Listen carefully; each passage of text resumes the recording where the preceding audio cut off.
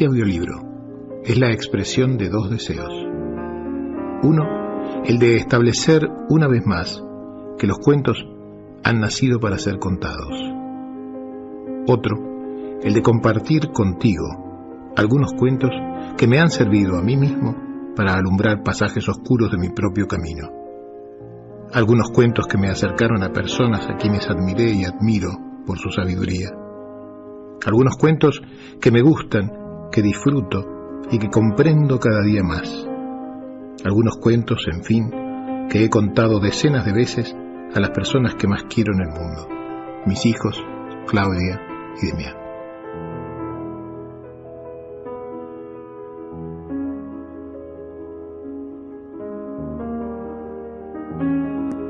Era un luminoso mediodía de diciembre en Buenos Aires, y yo iba a encontrarme con Jorge, con mi amigo Jorge. Íbamos a comer juntos como tantas otras veces, pero este no era un encuentro como los demás. Aquella vez nos encontrábamos para despedirnos. Hacía ya bastante tiempo que yo viajaba regularmente a España para coordinar trabajos de fin de semana, hasta que finalmente mi enamoramiento por Granada me llevó a tomar la decisión de vivir aquí, por lo menos mientras durase el amor. Fue por esta pasión que entre charla y comida china nos estábamos despidiendo. Después de almorzar y charlar, tomamos café. Y luego seguimos charlando. Caminábamos y tomábamos helado. Y luego todavía más charla y más caminata. Finalmente, al anochecer, nos abrazamos fuertemente y nos dijimos hasta pronto. Llevaba conmigo Cartas para Claudia, el primer libro de Jorge. Era como llevarme un pedacito de él, que hasta hoy me acompaña.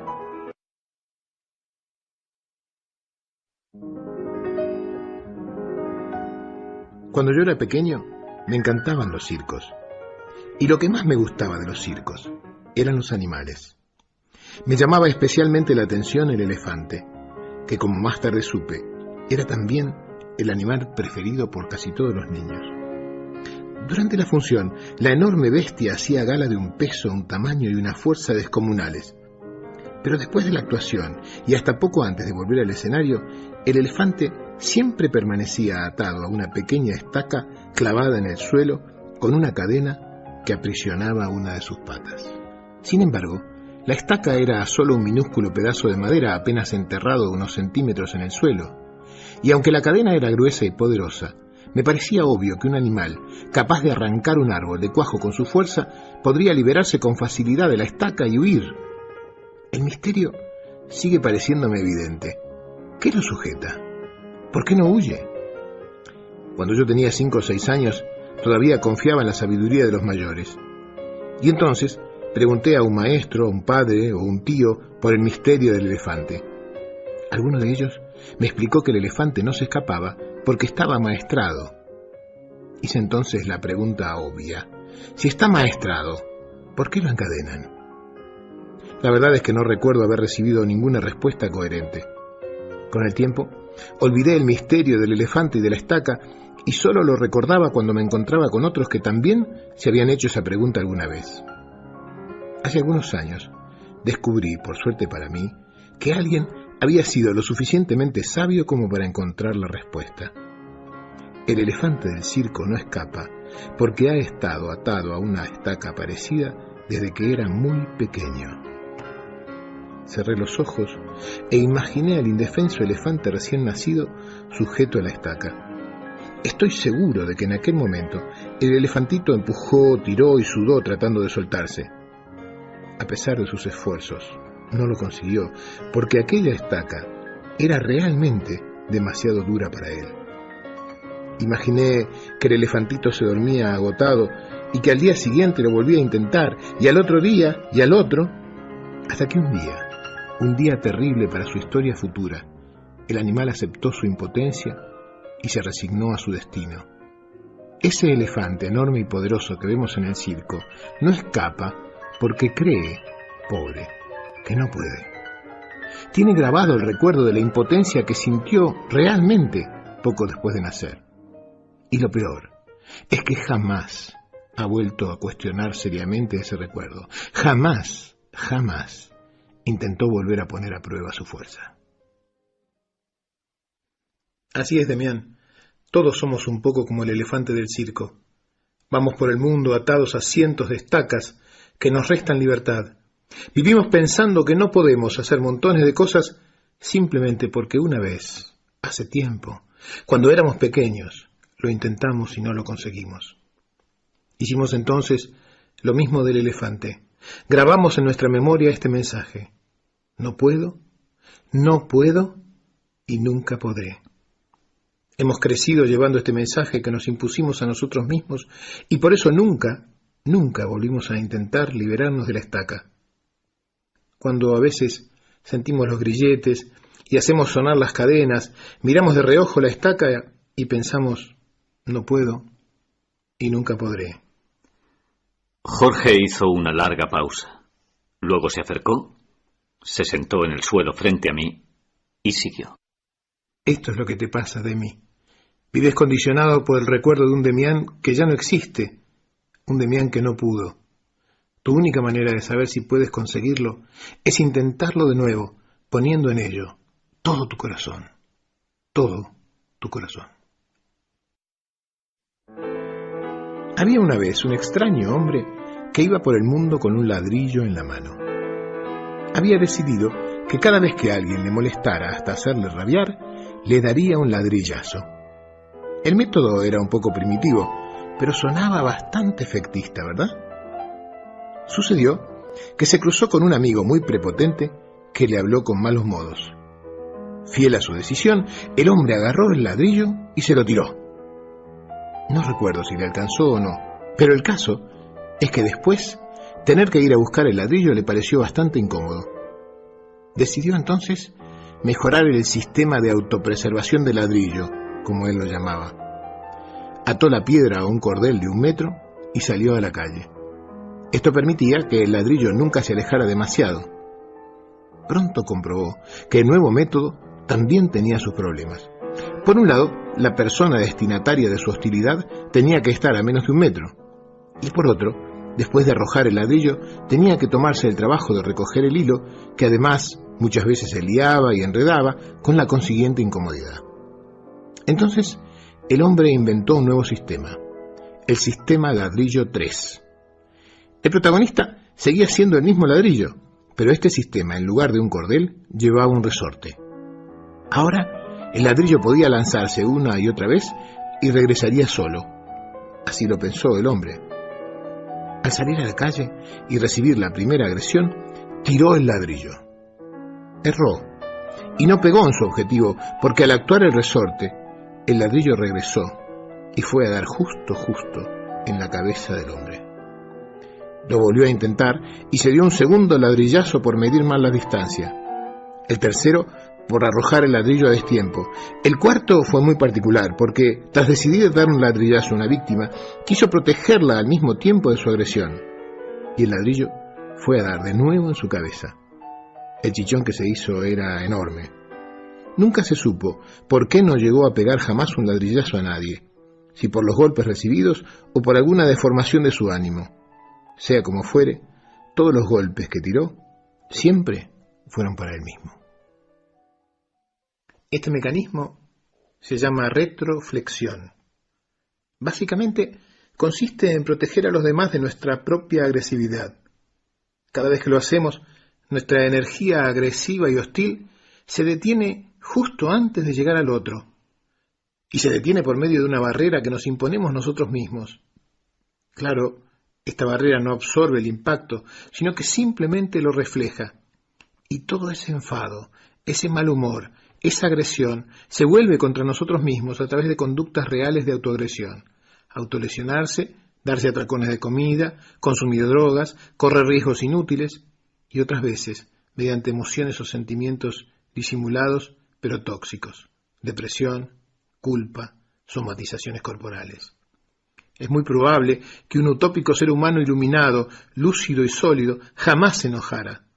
Nos resultaría muy útil no enfadarnos nunca. Sin embargo, una vez que sentimos la rabia, la ira o el fastidio, la única manera de librarse de ellos es sacándolos fuera, transformados en una acción.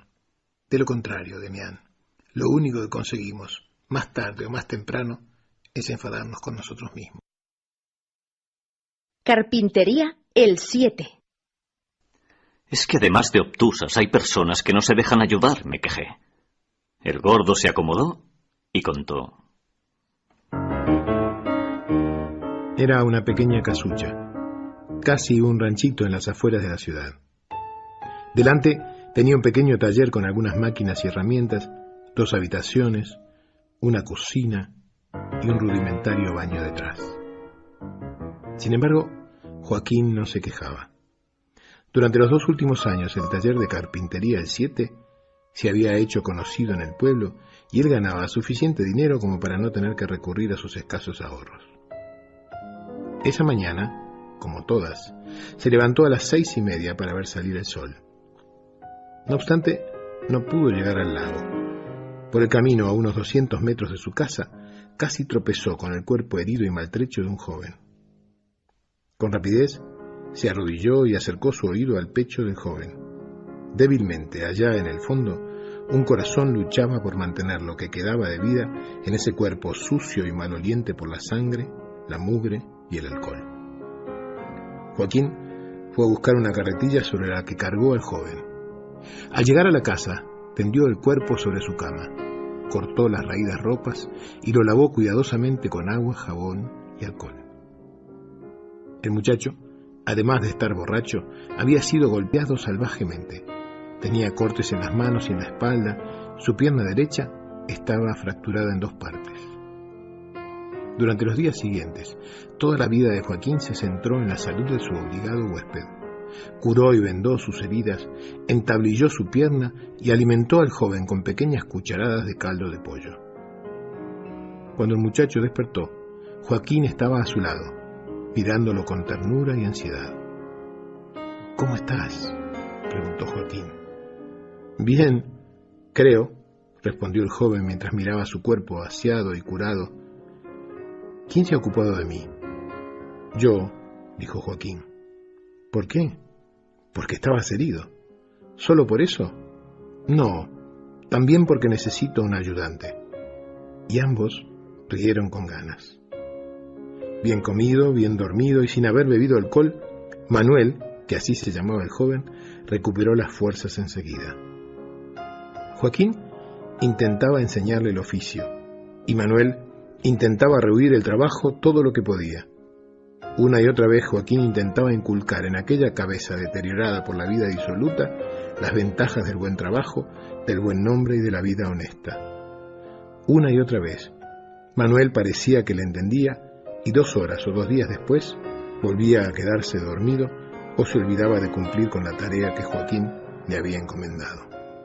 Pasaron los meses. Manuel estaba completamente recuperado.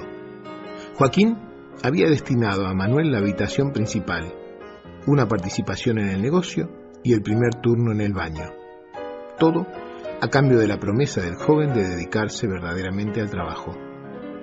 Una noche, mientras Joaquín dormía, Manuel decidió que 6 meses de abstinencia eran suficientes.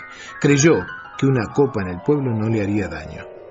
Por si Joaquín se despertaba por la noche, cerró la puerta de su habitación desde dentro y salió por la ventana, dejando una vela encendida para que diera la impresión de que estaba allí. A la primera copa siguió la segunda y a esta la tercera y la cuarta y otras muchas más. Cantaba con sus compañeros de borrachera cuando pasaron los bomberos por la puerta del bar haciendo sonar la sirena. Manuel no asoció este hecho con lo que estaba pasando, hasta que de madrugada, tambaleándose, llegó a la casa y vio la muchedumbre reunida en la calle. Solo una pared, las máquinas y algunas herramientas se salvaron del incendio. Todo lo demás quedó destruido por el fuego. De Joaquín solo encontraron 4 o 5 huesos chamuscados que enterraron en el cementerio bajo una lápida donde Manuel hizo grabar el siguiente epitafio: «Lo haré, Joaquín, lo haré». Con mucho trabajo, Manuel reconstruyó la carpintería. Él era vago, pero hábil, y lo que había aprendido de Joaquín le sirvió para llevar adelante aquel negocio. Siempre tenía la sensación de que desde algún lugar Joaquín lo miraba y le animaba. Manuel lo recordaba en cada logro: su boda, el nacimiento de su primer hijo, la compra de su primer coche.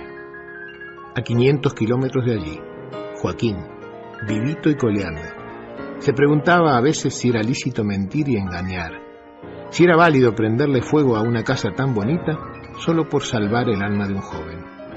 Se contestó que sí, y rió de solo pensar en la policía del pueblo que había confundido huesos de cerdo con sus propios huesos. Su nueva carpintería era un poco más modesta que la anterior, pero ya era conocida en el pueblo. Se llamaba Carpintería El Ocho. A veces, Demián, la vida te pone difícil ayudar a un ser querido. No obstante, si existe una dificultad que vale la pena afrontar, es la dificultad de ayudar a otro. Esto no es un deber moral ni nada parecido, es una elección de vida que cada uno puede hacer en su momento y en la dirección en que desea. Mi experiencia personal de vivencias y de observación me hace creer que el ser humano libre, que se conoce a sí mismo, es generoso, solidario, amable, capaz de disfrutar por igual del dar y del recibir. Por lo tanto, cada vez que te encuentres con aquellos que se miran el ombligo, no los odies. Piensa que ya bastantes problemas deben tener consigo mismos. Cada vez que te descubras en actitudes mezquinas, ruines o pequeñas, aprovecha para preguntarte qué te está pasando. Te garantizo que en algún lugar erraste el rumbo. Una vez escribí: un neurótico no necesita un terapeuta que le cure ni un padre que le cuide. Todo lo que necesita es un maestro que le muestre en qué punto del camino se perdió. Había una vez un rey muy poderoso que reinaba en un país muy lejano. Era un buen rey, pero tenía un problema. Era un rey con dos personalidades. Había días que se levantaba exultante, eufórico, feliz. Ya desde la mañana esos días parecían maravillosos. Los jardines de su palacio parecían más bellos, sus sirvientes por algún extraño fenómeno se volvían amables y eficientes. Durante el desayuno el rey confirmaba que su reino era el fabricante de las mejores harinas, que se cosechaban allí los mejores frutos. En esos días, el rey rebajaba los impuestos, repartía riquezas, concedía favores, legislaba por la paz y por el bienestar de los ancianos. Durante esos días, el rey accedía a todas las peticiones de sus súbditos y amigos. Sin embargo, existían también aquellos otros días. Esos eran días negros. Desde la mañana se daba cuenta que hubiera preferido dormir un poco más. Cuando se percataba de que era demasiado tarde, el sueño ya lo había abandonado. Por muchos esfuerzos que hiciera, no podía comprender por qué sus sirvientes estaban de tan mal humor y ni siquiera le atendían bien. El sol le molestaba más que la lluvia. La comida estaba tibia y el café frío. La idea de recibir visitas en su despacho aumentaba su dolor de cabeza. Durante esos días, el rey pensaba en los compromisos contraídos en otros tiempos y se asustaba al pensar en cómo cumplirlos. Esos eran los días en que el rey aumentaba los impuestos, incautaba tierras y apresaba a todos sus opositores.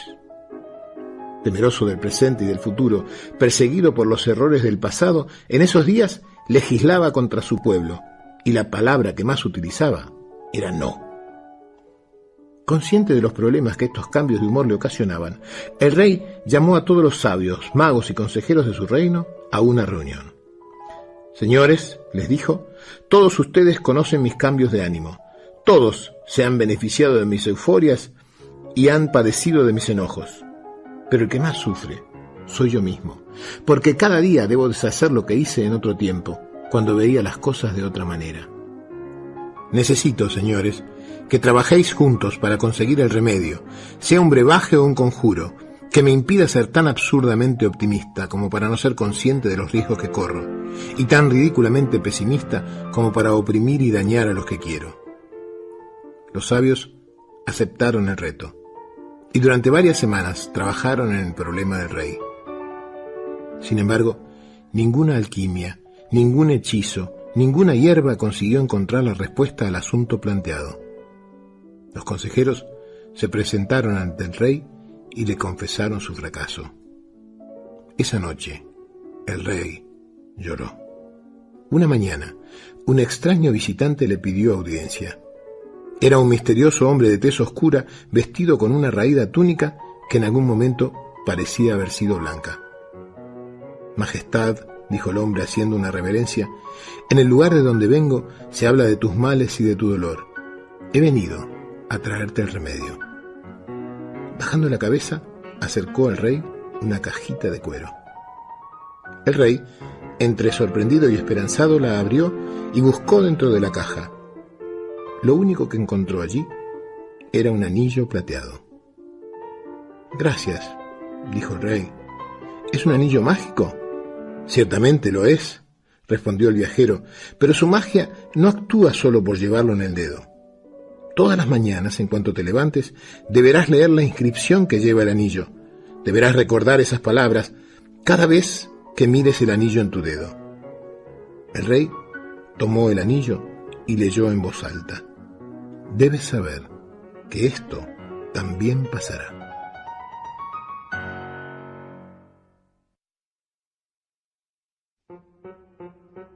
Había una vez 2 ranas que cayeron en un recipiente de nata. Inmediatamente se dieron cuenta de que se hundían. Era imposible nadar o flotar demasiado tiempo en una masa espesa como arenas movedizas. Al principio, las 2 ranitas patalearon con fuerza en la nata tratando de llegar al borde del recipiente. Pero era inútil. Solo conseguían chapotear en el mismo lugar y hundirse una y otra vez. Sentían que a cada momento era más difícil salir a la superficie y poder respirar. Una de ellas finalmente dijo en voz alta: no puedo más. Es imposible salir de aquí. En esta materia no se puede nadar. Ya que voy a morir, no veo por qué prolongar este sufrimiento. No entiendo el sentido que tiene morir agotada por un esfuerzo estéril. Y dicho esto, dejó de patalear. Se hundió con rapidez. Fue literalmente tragada por el espeso líquido blanco. La otra rana, más persistente o quizás más tosuda, se dijo: no hay manera. Nada se puede hacer para avanzar en esta cosa. Sin embargo, aunque sé que se acerca la muerte, prefiero luchar hasta el último intento. No quiero morir ni un segundo antes de que llegue mi hora. Y con esta idea, siguió pataleando y chapoteando siempre en el mismo lugar, sin avanzar ni un centímetro, durante horas y horas. Y de pronto, de tanto patalear y batir las ancas, de tanto agitar y patalear, la nata se convirtió en mantequilla. Sorprendida, la rana dio un salto y patinando llegó hasta el borde del recipiente. Desde allí saltó al camino y regresó a su casa, croando alegremente. No había en aquel pueblo un oficio peor visto y peor pagado que el de ser portero del prostíbulo. Pero, ¿qué otra cosa podría hacer aquel hombre? De hecho, nunca había aprendido a leer ni a escribir, no tenía ninguna otra actividad ni oficio. En realidad, era su puesto porque su padre había sido portero de ese prostíbulo antes que él, y antes que aquel, el padre de su padre. Durante décadas, el prostíbulo había pasado de padres a hijos y la portería también.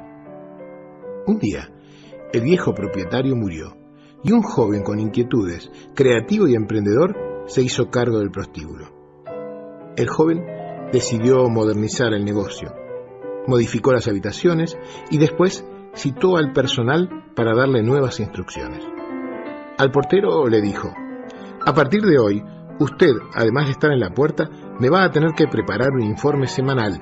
Allí anotará la cantidad de parejas que entran cada día. A una de cada 5 le preguntará cómo fueron atendidas y qué corregirían del lugar. Una vez por semana, usted me presentará ese informe con los comentarios que crea convenientes. El hombre tembló. Nunca le había faltado predisposición para trabajar, pero... me encantaría satisfacerle, señor, balbuceó, pero yo no sé leer ni escribir. Ah, cuánto lo siento, dijo el nuevo dueño. Como usted comprenderá, yo no puedo pagar a otra persona para que haga esto, y tampoco puedo esperar que usted aprenda a leer y escribir. Por lo tanto... pero señor, usted no me puede despedir. He trabajado en esto toda mi vida, igual que mi padre, igual que mi abuelo. Pero el joven no lo dejó terminar. Mire, Yo lo comprendo, pero no puedo hacer nada por usted. Lógicamente le daré una indemnización, es decir, una cantidad de dinero para que pueda subsistir hasta que encuentre otro trabajo. Así que, lo siento, que tenga suerte. Y sin más, dio media vuelta y se fue. El hombre sintió que el mundo se derrumbaba. Nunca había pensado que podría llegar a encontrarse en esa situación. Llegó a su casa, desocupado por primera vez en su vida. ¿Qué podía hacer?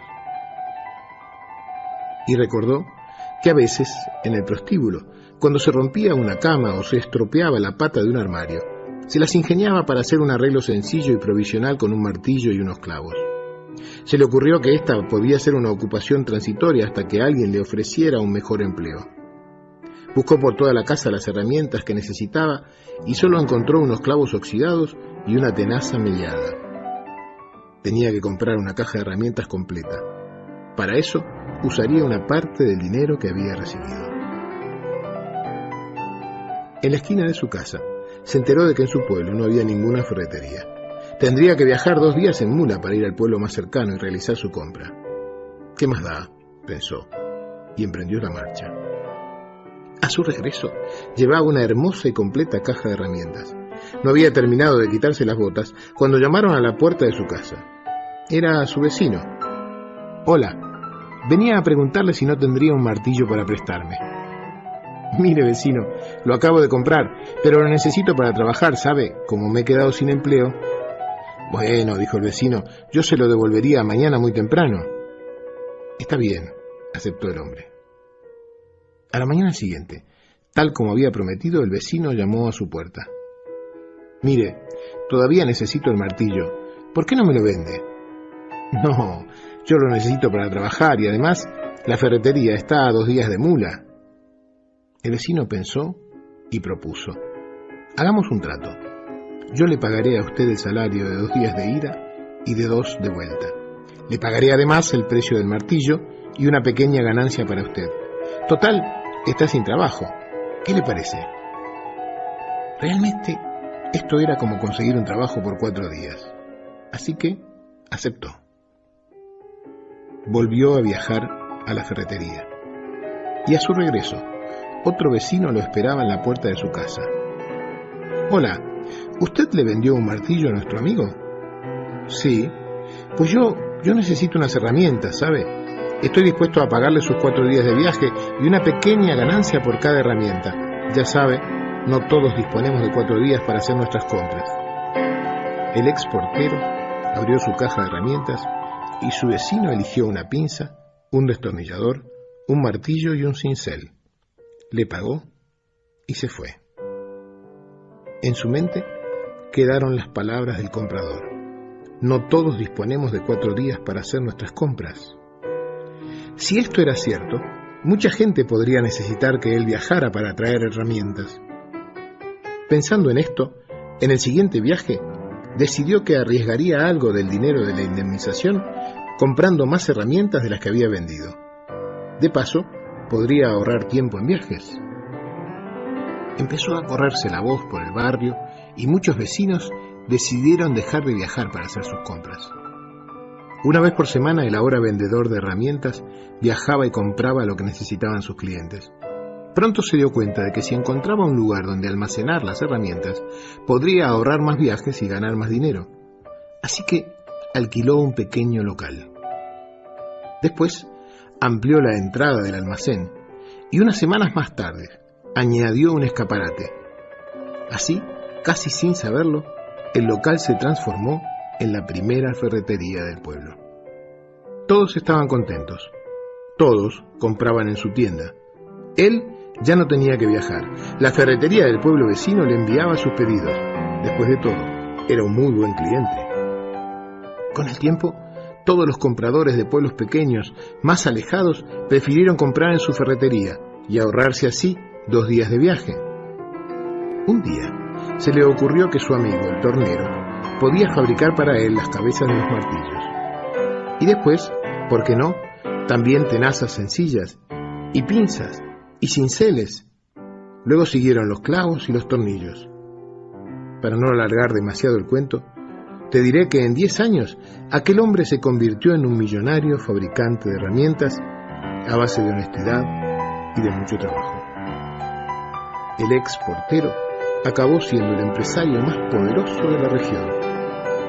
Tan poderoso que un día, con motivo del inicio del año escolar, decidió donar a su pueblo una escuela. Además de leer y escribir, allí se enseñarían las artes y los oficios más prácticos de la época. El intendente y el alcalde organizaron una gran fiesta de inauguración de la escuela y una importante cena de homenaje para su fundador. A los postres, el alcalde le entregó las llaves de la ciudad y el intendente lo abrazó y le dijo: «Es con gran orgullo y gratitud que le pedimos que nos conceda el honor de poner su firma en la primera página del libro de actas de la nueva escuela». «El honor sería para mí», dijo el hombre. «Creo que nada me gustaría más que firmar allí, pero yo no sé leer ni escribir, yo soy analfabeto». «¿Usted?», dijo el intendente, y no alcanzaba ciertamente a creerlo. «¿Usted no sabe leer ni escribir? Usted, que construyó un imperio industrial, lo hizo sin saber leer ni escribir. Estoy asombrado. Me pregunto, ¿qué hubiera hecho si hubiera sabido leer y escribir?». «Yo se lo puedo contestar», respondió el hombre con calma. «Si yo hubiera sabido leer y escribir, sería portero del prostíbulo».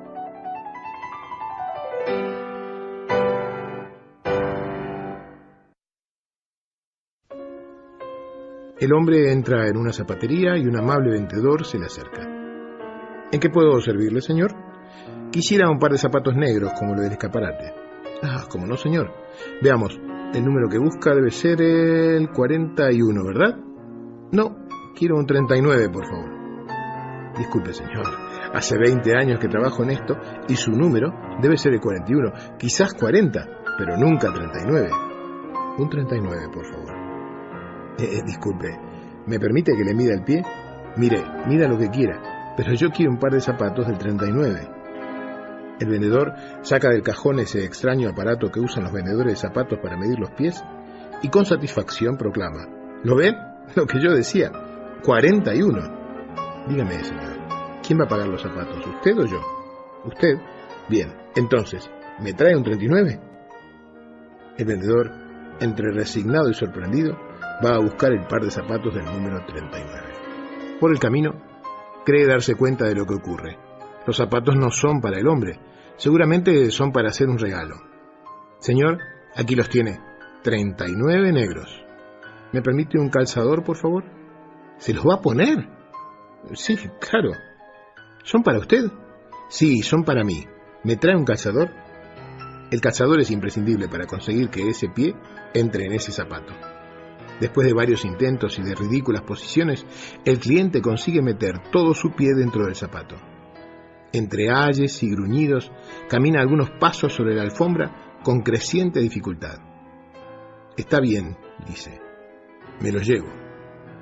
Al vendedor le duelen sus propios pies solo de imaginar los dedos del cliente aplastados dentro de los zapatos del 39. «Se los envuelvo», propone. «No, me los llevo puestos».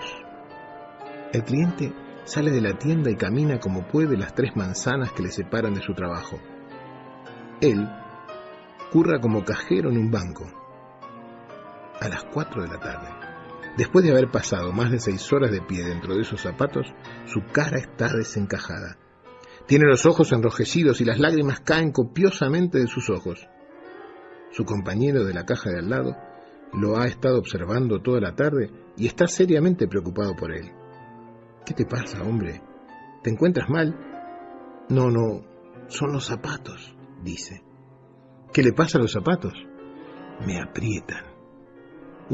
¿Qué les ha pasado? ¿Se han mojado?». No, es que son 2 números más pequeños que mi pie». «¿De quién son?». «Míos». «No entiendo. ¿No te duelen los pies?». «Me matan los pies». «¿Y entonces?». «Te explico», dice.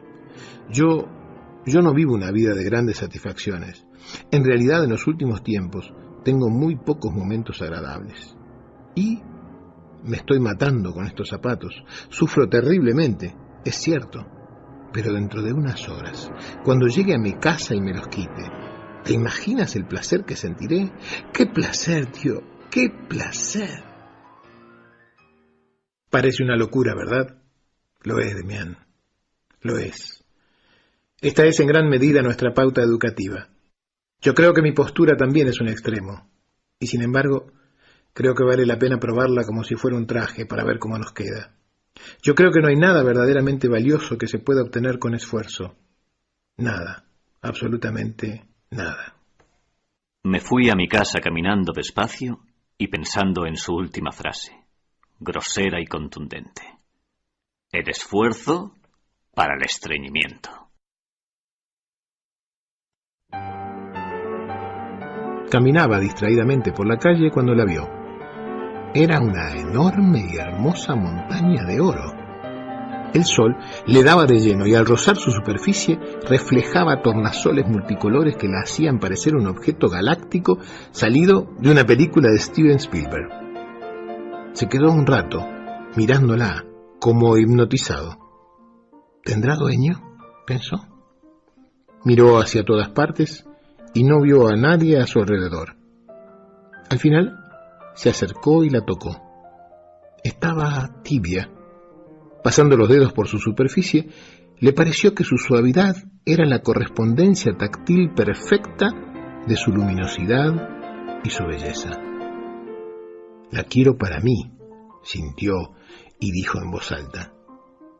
Muy suavemente la levantó y comenzó a caminar con ella en brazos hacia las afueras de la ciudad. Fascinado, entró lentamente en el bosque y se dirigió a un claro. Allí, bajo el sol de la tarde, la colocó con cuidado sobre la hierba y se sentó a contemplarla.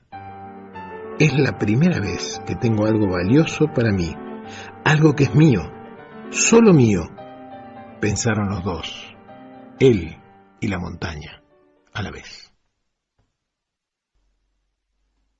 Cuando poseemos algo y nos esclavizamos dependiendo de ese algo, ¿quién tiene a quién, Demián?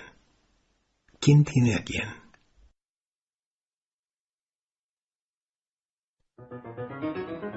Una vez volvió a la selva un búho que había estado en cautiverio con los humanos. Explicó allí todas las costumbres de esos animales tan raros, hombres y mujeres. Contaba, por ejemplo, que en las ciudades los hombres calificaban a los artistas por competencias. Así, decidían quiénes eran los mejores en cada disciplina: pintura, dibujo, escultura, canto. La idea de adoptar costumbres humanas prendió con fuerza entre los animales, y quizás por ello se organizó de inmediato un concurso de canto en el que se inscribieron rápidamente casi todos los presentes, desde el jilguero hasta el rinoceronte. Guiados por el búho que había aprendido en la ciudad, se decretó que el concurso se fallaría por voto secreto y universal de todos los concursantes, que de este modo serían su propio jurado. Así fue. Todos los animales, incluido el hombre de la selva, subieron al estrado y cantaron. Recibieron un mayor o menor aplauso de la audiencia, y después anotaron su voto en un papel y lo colocaron doblado en una gran urna que estaba vigilada por el mismo búho. Cuando llegó el momento del recuento, el búho subió al improviso.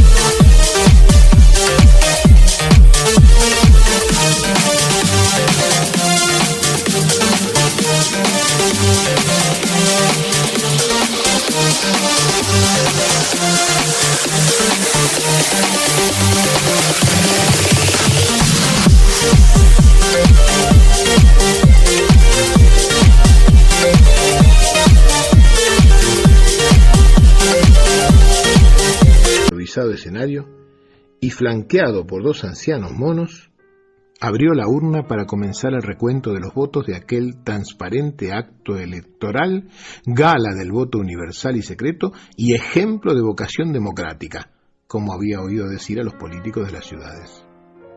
Uno de los ancianos sacó el primer voto, y el búho, ante la emoción general, gritó: «El primer voto, hermanos, es para nuestro amigo el burro». Se produjo un silencio, seguido de algunos tímidos aplausos. «Segundo voto, el burro». Desconcierto general. «Tercero, el burro». Los concursantes empezaron a mirarse unos a otros, sorprendidos al principio, con ojos acusadores después, y por último, al seguir apareciendo votos para el burro, cada vez más avergonzados y sintiéndose culpables de sus propias actitudes. Todos sabían que no había peor canto que el desastroso rebuzno del equino.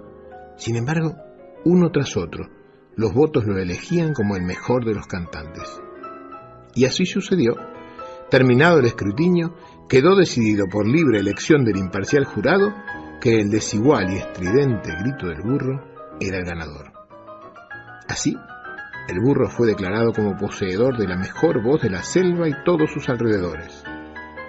El búho explicaría después lo sucedido. Cada concursante, considerándose a sí mismo el indudable vencedor, había dado su voto al menos cualificado de los concursantes, aquel que supuestamente no podía representar amenaza ninguna. La votación fue casi unánime. Solo 2 votos no fueron para el burro. El del propio burro, que creía que no tenía nada para perder y había votado sinceramente por la calandria, y el del hombre, que, como siempre, había votado por sí mismo.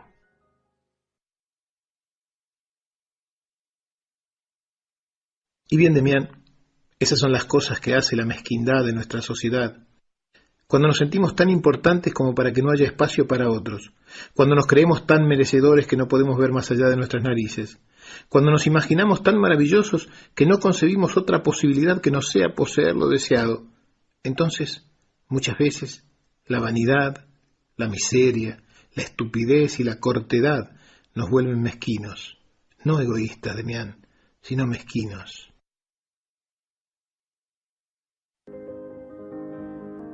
Había una vez, en la ciudad de Cracovia, un anciano piadoso y solidario que se llamaba Itzi. Durante varias noches, Itzi soñó que viajaba a Praga y que llegaba hasta un puente sobre un río. Soñó que a un lado del río y debajo del puente se hallaba un frondoso árbol. Soñó que él mismo cavaba un pozo al lado del árbol y que de ese pozo sacaba un tesoro que le traía bienestar y tranquilidad para toda su vida. Al principio, Itzi no le dio importancia, pero cuando el sueño se repitió durante varias semanas, interpretó que era un mensaje divino, y decidió que no podía desoír esa información que le llegaba de Dios, o no se sabía de dónde, mientras dormía. Así que, fiel a su intuición, cargó su mula para un largo viaje y partió hacia Praga. Después de 6 días de marcha, el anciano llegó a la ciudad. Se dedicó inmediatamente a buscar el puente sobre el río en las afueras de Praga. No había muchos ríos ni muchos puentes, así que encontró enseguida el lugar que buscaba. Todo era igual que en su sueño. El río, el puente, el árbol debajo del puente. Ese era el lugar donde cavar. Pero había un pequeño detalle que no aparecía en su sueño. El puente era custodiado día y noche por un soldado de la Guardia Imperial. Itzi no se atrevió a cavar mientras el soldado estuviera allí, así que acampó cerca del puente y esperó. Esperó y esperó y esperó, y la tercera noche el soldado empezó a sospechar de aquel hombre que acampaba cerca de su puente, así que se acercó a interrogarle. El viejo no encontró razón para mentirle, y por eso le contó que había llegado desde una ciudad muy lejana, porque había soñado que en Praga, bajo un puente como aquel, al lado de un árbol, había un tesoro enterrado. El guardia empezó a reír a carcajadas. «Mira que has viajado tanto por una estupidez. Yo mismo, desde hace más de 5 años, sueño todas las noches que en la ciudad de Cracovia, Debajo de la cocina de un viejo loco llamado Itzi hay un tesoro enterrado. Mira si yo debería ir a Cracovia a buscar al tal Itzi, a cavar debajo de su cocina para buscar un tesoro. ¡Qué ridículo sería! Itzi entendió el mensaje, dio amablemente las gracias al guardia y regresó a su casa. Al llegar, cavó un pozo bajo su cocina y encontró el tesoro que siempre había estado allí enterrado. Después del cuento, el gordo hizo un largo silencio hasta que sonó el timbre de la puerta. Era su siguiente paciente. Jorge se acercó, me abrazó, me besó en la frente y me fui. Repasé la sesión mentalmente. Al principio de la conversación, el gordo me había dicho lo mismo que quería explicarme con sus cuentos. La respuesta a tus preguntas no la tengo yo, sino tú. Las respuestas las encontraría en mí. No en Jorge, ni en los libros, ni en la terapia, ni en mis amigos. En mí, solo en mí. Como Itzi, el tesoro que estaba buscando estaba aquí y en ningún otro sitio. En ningún otro lugar, me repetía una y otra vez. En ningún otro lugar. Y entonces me di cuenta. Nadie podía decirme si la terapia sirve o no. Solo yo podía saber si me sirve. Y esta respuesta es tan solo válida para mí, y solo en este momento, por ahora. Ahora entendía que yo había pasado gran parte de mi vida buscando a alguien que me dijera qué estaba bien y qué estaba mal. Buscando a otros que me miraran para verme a mí mismo. Buscando fuera lo que en realidad siempre estuvo dentro. Debajo de mi propia cocina. Ahora quedaba claro que la terapia no es más que una herramienta para poder cavar en el lugar correcto y desenterrar el tesoro escondido. El terapeuta no es más que aquel soldado que a su modo te dice una y otra vez dónde debes buscar y repite incansablemente que es estúpido buscar fuera. La confusión había cesado y como Itzi me sentí afortunado y tranquilo al saber por fin que el tesoro está conmigo, que siempre lo estuvo y que es imposible perderlo. Había una vez otro rey. Era el monarca de un pequeño país llamado Principado de Ubilandia. Su reino estaba lleno de viñedos y todos sus súbditos se dedicaban a la elaboración del vino. Con la exportación a otros países, las 15.000 familias que habitaban Ubilandia ganaban suficiente dinero para vivir bastante bien, pagar los impuestos y hasta darse algunos lujos. Hacía ya varios años que el rey estudiaba las finanzas del reino. El monarca era justo y comprensivo. No le gustaba la sensación de meterle la mano en los bolsillos a los habitantes de Ubilandia. Por eso, hacía grandes esfuerzos para encontrar la manera de reducir los impuestos. Hasta que un día tuvo la gran idea. El rey decidió abolir los impuestos. Como única contribución para solventar los gastos del Estado, el rey pediría a cada uno de sus súbditos que una vez al año, en la época en que se envasaran los vinos, se acercaran a los jardines del palacio con una jarra de 1 litro del mejor vino de su cosecha, y que vaciaran en un gran tonel que se construiría para tal fin y en aquella fecha el contenido de su jarra. De la venta de estos 15.000 litros de vino se obtendría el dinero necesario para el presupuesto de la corona, para pagar los gastos sanitarios y para solventar la educación del pueblo. La noticia corrió por el reino a través de bandos y carteles en las principales calles de las ciudades. La alegría de la gente fue indescriptible. En todas las casas se alabó al rey y se cantaron canciones en su honor. En todas las tabernas se alzaron las copas y se brindó por la salud y la larga vida del buen rey. Desde temprano empezaron a llegar de todo el reino las familias enteras de los vinateros con su jarra en la mano del cabecera de la familia. Uno por uno subían la larga escalera que conducía a la cima del enorme tonel real, vaciaban su jarra y bajaban por el otro lado, al pie de la cual el tesorero del reino colocaba un escudo con el sello del rey en la solapa de cada campesino.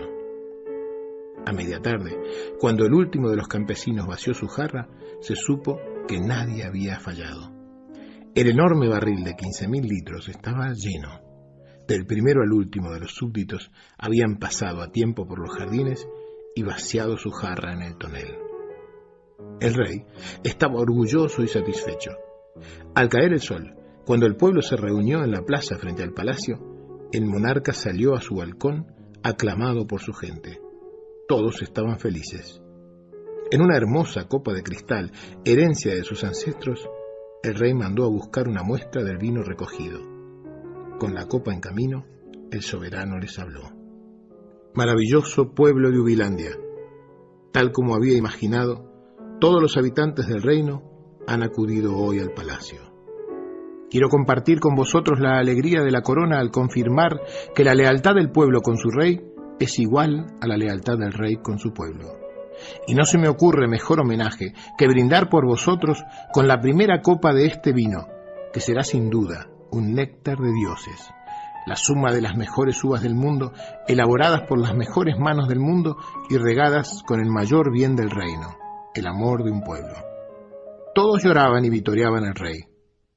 Uno de los sirvientes acercó la copa al soberano, y éste la levantó para brindar por el pueblo que aplaudía eufórico. Pero la sorpresa detuvo su mano en el aire. Al levantar el vaso, el rey notó que el líquido que contenía era transparente e incoloro. Lentamente lo acercó a su nariz, entrenada para percibir el aroma de los mejores vinos, y confirmó que no tenía olor ninguno. Catador como era, llevó la copa a su boca casi automáticamente y bebió un sorbo. El vino no tenía sabor de vino, ni de ninguna otra cosa. El rey envió a buscar una segunda copa del vino del tonel, y después otra, y por último quiso tomar una muestra desde el borde superior, pero no había caso. Todo era igual, inodoro, incoloro e insípido. Los alquimistas del reino fueron llamados con urgencia para analizar la composición del vino. La conclusión fue unánime. El tonel estaba lleno de agua. Agua purísima. 100% agua. El monarca mandó a llamar inmediatamente a todos los sabios y magos del reino para que buscaran con urgencia una explicación a aquel misterio. ¿Qué conjuro, qué reacción química o hechizo había sucedido para que esa mezcla de vinos se transformara en agua? El más anciano de los ministros del gobierno se acercó y le dijo al oído: ¿Milagro, Alteza? ¿Conjuro? ¿Alquimia, Majestad? Nada de eso, señor. Nada de eso. Vuestros súbditos son humanos, Majestad. Eso es todo. No entiendo, dijo el rey. Tomemos por caso a Juan. Empezó.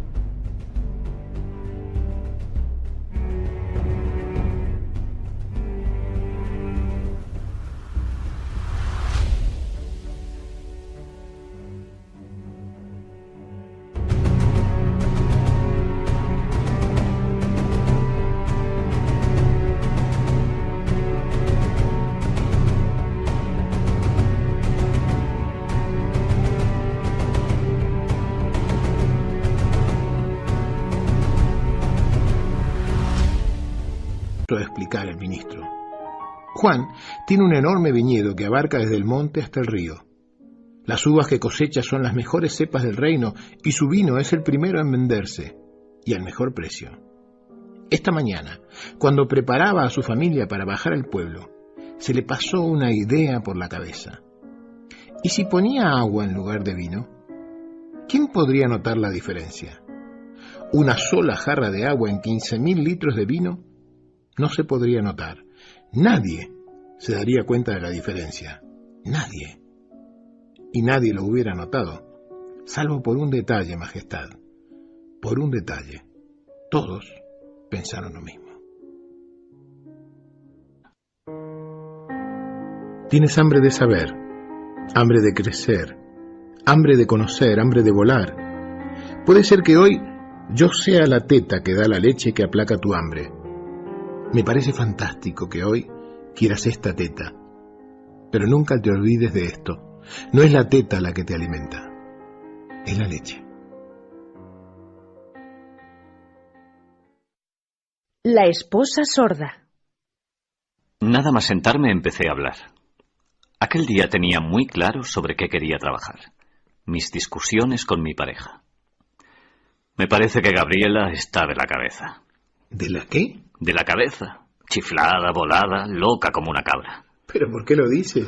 Porque llevamos toda la semana discutiendo por el tema de las vacaciones. Resulta que Gabriela quiere que pasemos todo el mes en Uruguay con sus padres, que nos han invitado. Y yo no quiero ir, porque preferiría pasar las vacaciones en Argentina, con un grupo de amigos del club. Yo sé que ella lo pasaría mucho mejor en Argentina, pero está empeñada con lo de Uruguay. Y si hay algo que a mí me saca de quicio, es que Gabriela se empecine con algo. Cuanto más la veo así, más tozudo me pongo yo. Hasta que llega un momento en que no puedo seguir hablando con ella porque tengo la sensación de que es absolutamente incapaz de abrir su mente y escuchar otras opiniones. ¿Y por qué ella prefiere ir a Uruguay? Por nada, es un capricho. Pero ella no dice que es un capricho, ¿o sí? No, ella dice que quiere ir a Uruguay. ¿Y tú no le has preguntado por qué? Sí, claro que se lo he preguntado, pero ya no recuerdo qué tontería me contestó.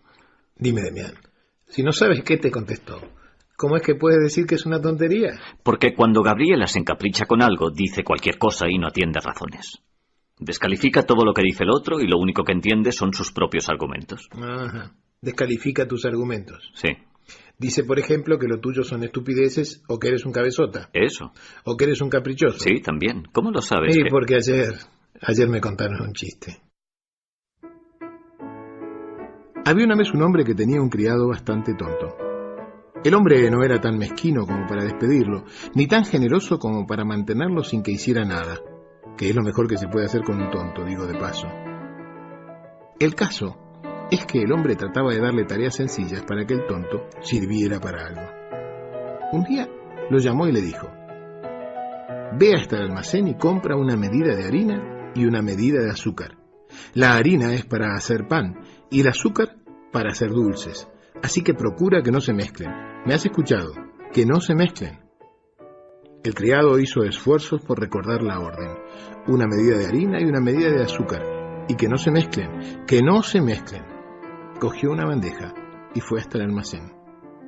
Camino del almacén, repetía para sus adentros: una medida de harina y una medida de azúcar, que no se mezclen, que no se mezclen.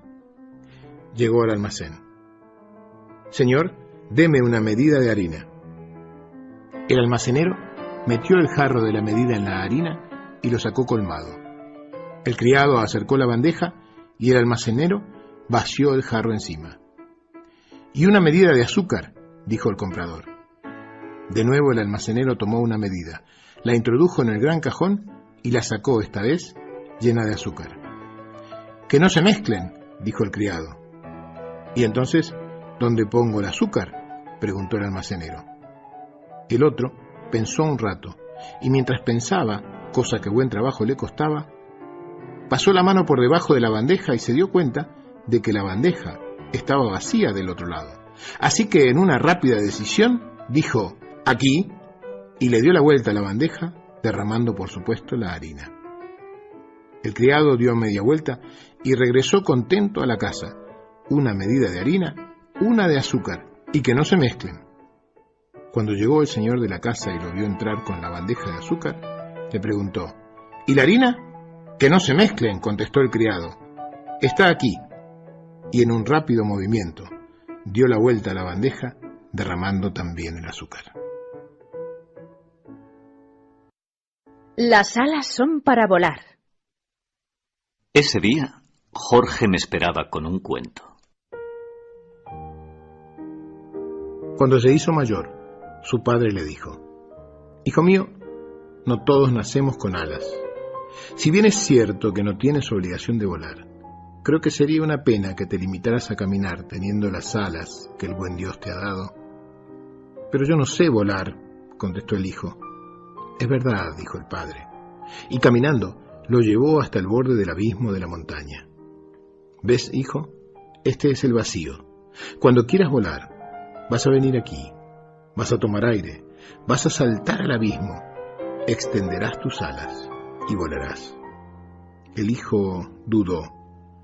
¿Y si me caigo? Aunque te caigas, no morirás. Solo te harás algunos rasguños que te harán más fuerte para el siguiente intento.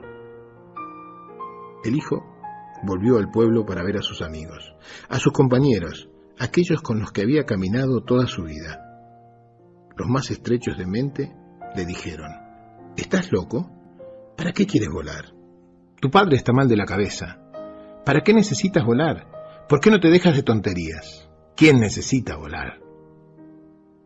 Los mejores amigos le aconsejaron: ¿y si fuera cierto? Pero ¿no será peligroso? ¿Por qué no empiezas despacio? Prueba a tirarte desde una escalera o desde la copa de un árbol, pero desde la cima. El joven escuchó el consejo de quienes lo querían. Subió a la copa de un árbol y, llenándose de coraje, saltó. Desplegó las alas, las agitó en el aire con todas sus fuerzas, pero desgraciadamente se precipitó a tierra. Con un gran chichón en la frente se cruzó con su padre. «Me mentiste», le dijo. «No puedo volar. Lo he probado y mira el golpe que me di. No soy como tú. Mis alas solo son de adorno». «Hijo mío», dijo el padre, «para volar hay que crear el espacio de aire necesario para que las alas se desplieguen. Es como tirarse en paracaídas, ¿sabes? Necesitas cierta altura antes de saltar. Para volar, hijo mío, hay que empezar asumiendo riesgos. Si no quieres riesgos, lo mejor quizás sea resignarse y seguir caminando para siempre».